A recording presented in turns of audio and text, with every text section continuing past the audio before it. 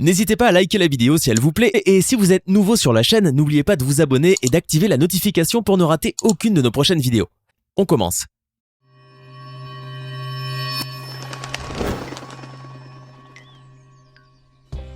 Bonjour et bienvenue à tous. Il existe des records si durs et si insensés dans ce monde que rares sont ceux qui prétendent pouvoir les battre. Ainsi, chaque année qui passe nous apporte son lot d'exploits, accomplis par des gens qui n'ont pas froid aux yeux et qui ont décidé un jour de se surpasser et d'ignorer le mot impossible.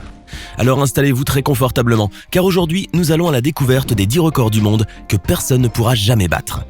On commence.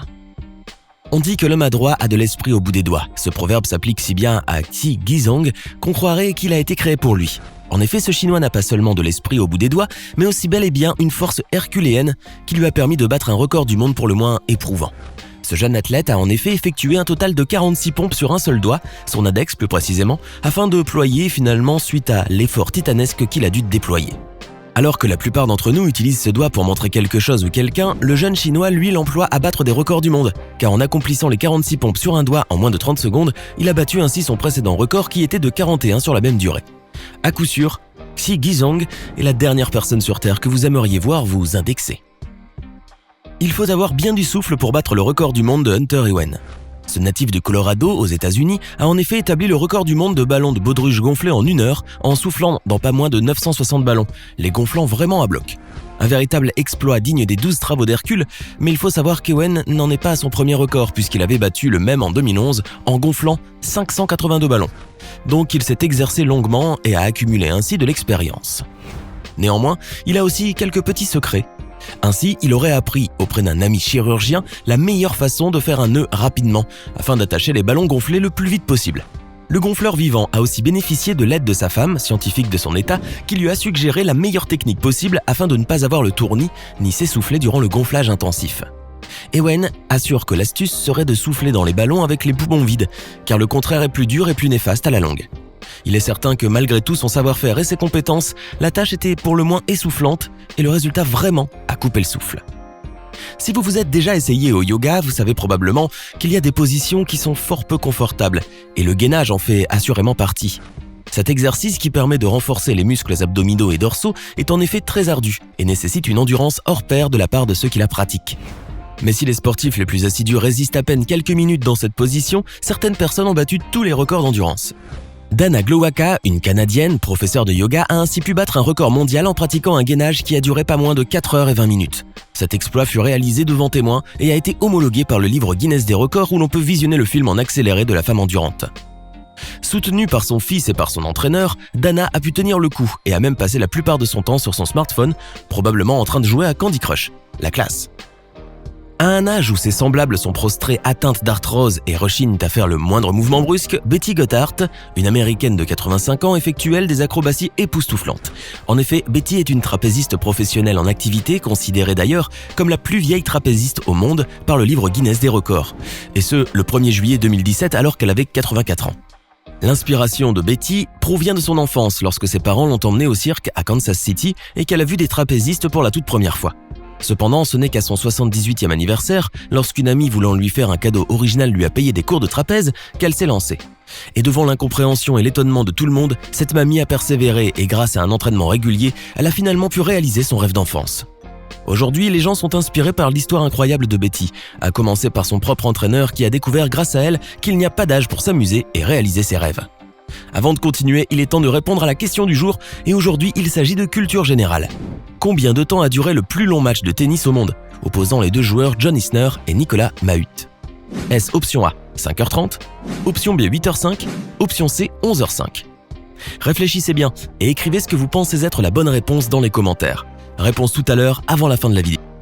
L'effet domino a toujours fasciné les gens par son aspect inéluctable qui illustre à merveille comment une action peut se répercuter sur des centaines de fois grâce à une seule impulsion de départ.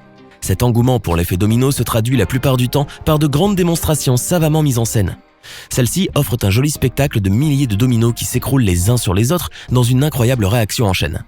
Mais lorsque les amateurs de cet effet voient les choses en grand, le résultat est pour le moins renversant. Une société américaine a ainsi battu le record du monde du plus grand nombre de dominos humains, avec 1200 personnes se faisant tomber les unes sur les autres en étant adossées à des matelas. Les participants étaient répartis sur environ 6500 mètres carrés et une fois le premier domino tombé, sous l'impulsion du PDG de l'entreprise, il a fallu 13 minutes et 38 secondes pour que tous les participants tombent, chacun son tour au sol. Et si vous pensez comme beaucoup d'autres que ce record est totalement inutile, sachez qu'il a servi à faire de la pub à la société qui fabrique les matelas et que ces derniers ont été distribués gratuitement à des nécessiteux. Eddie Hall est entré dans l'histoire de l'athlétisme mondial par la grande porte. En effet, il est le seul homme vivant à avoir soulevé une demi-tonne du sol. Cet exploit herculéen a été accompli lors du championnat du monde de soulevé de terre qui s'est déroulé en 2016 à Leeds au Royaume-Uni. Alors que les champions reconnus de cette catégorie avaient beaucoup de peine à dépasser la barre des 400 kg, le jeune Anglais de 28 ans provoque l'étonnement général en réussissant à soulever 500 kg du sol, soit l'équivalent du poids d'une jeune vache. En effet, devant les spectateurs médusés, le jeune Héraclès des temps modernes a non seulement soulevé le poids énorme, mais l'a même gardé suspendu pendant plusieurs secondes dans un effort d'une puissance inouïe. Un effort qui aurait pu lui être fatal, puisque Eddie s'écroule juste après, victime d'une syncope. Par la suite, le jeune Britannique a révélé que l'éclatement de vaisseaux sanguins dans sa tête avait failli le tuer, et qu'il ne tenterait plus de soulever un poids aussi lourd, sauf bien sûr si son record est battu par quelqu'un d'autre. Entre nous, il peut se rassurer, ceci n'est pas vraiment près d'arriver. Qui n'a jamais construit de château de sable dans son enfance? Mais si nos réalisations architecturales les plus élaborées ressemblaient plutôt à des décombres, le château de sable érigé par cette équipe de sculpteurs, venus des quatre coins du monde, nous laisse sans voix. D'une hauteur de 16,68 mètres et avec plus de 3860 tonnes de sable ayant servi à sa construction, ce château de sable édifié à Duisbourg dans l'ouest de l'Allemagne mérite son titre de plus grand château de sable au monde. Mais c'est aussi le plus beau, avec un sens minutieux du détail comme en témoignent ses magnifiques effets de texture et ses symboles de différents pays, tels que le Panthéon grec ou les pyramides d'Égypte. Une réalisation bien éphémère certes, mais qui demeurera longtemps dans les mémoires. Certaines personnes souhaitent toujours joindre l'utile à l'agréable, mais pour cet amateur de piercing et de parachutisme, l'expérience a été, disons-le pour le moins, douloureuse. Stanislav Aksenov est un Suisse passionné de sensations fortes, mais qui a de la suite dans les idées. Cependant, sauter d'une falaise en parachute ne correspondait pas vraiment aux sensations recherchées. Il a donc décidé de faire le saut, mais en accrochant son parachute à ses piercings dorsaux. Oui, vous avez bien entendu. Le jeune Suisse s'est jeté du haut d'un immense précipice avec son parachute accroché au dos grâce à ses nombreux piercings qui ont fait office d'arceau. En se lançant dans le vide à une hauteur vertigineuse, Stanislas était suspendu par la seule force de sa peau qui a dû supporter son poids, celui du parachute et la pression de l'air. Heureusement pour lui, ce jeune Suisse à la peau coriace a pu atterrir sans anicroche. Et même s'il a réellement mis sa vie en danger, il a pu inscrire un record du monde que personne ne viendra lui ravir de sitôt. Pour la plupart d'entre nous, résoudre un Rubik's Cube est un véritable casse-tête, bien que certains soient devenus maîtres en la matière en le terminant en des temps records. Mais jusqu'à présent, nul n'a réussi à battre le record de Jack Kay, ce jeune Australien capable de résoudre un Rubik's Cube en moins de temps qu'il ne faut pour le dire et avec les yeux bandés. Le Speedcuber a en effet pu terminer la résolution de son Rubik's en 16,22 secondes, avec un bandeau sur les yeux et un casque sur les oreilles.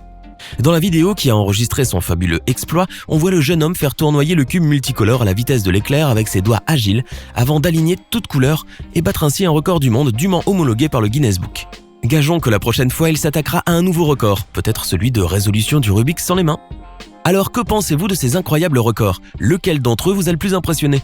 Donnez-nous votre ressenti dans les commentaires. Sinon, le match d'anthologie qui a opposé John Isner et Nicolas Mahut au premier tour de Wimbledon 2010 a duré pas moins de 11 heures et 5 minutes.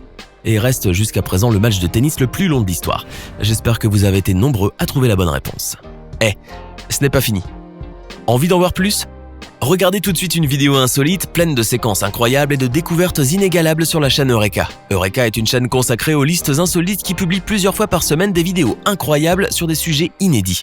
Cliquez tout de suite sur Eureka et découvrez maintenant la toute dernière vidéo de la chaîne. À demain!